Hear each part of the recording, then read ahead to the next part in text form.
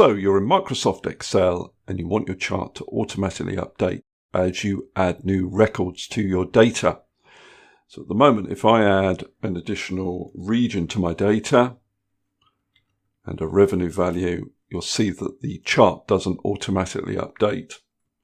Now this is easy to resolve. All you need to do is house your data in an Excel table.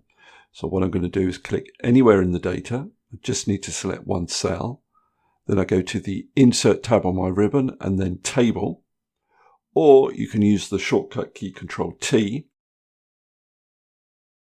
In this dialog box, you need to make sure this tick box is ticked.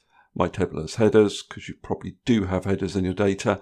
And then you just click on OK. Now it does apply some formatting to your table. If you don't like the formatting, you can always turn that off. You've got an additional table design tab on your ribbon.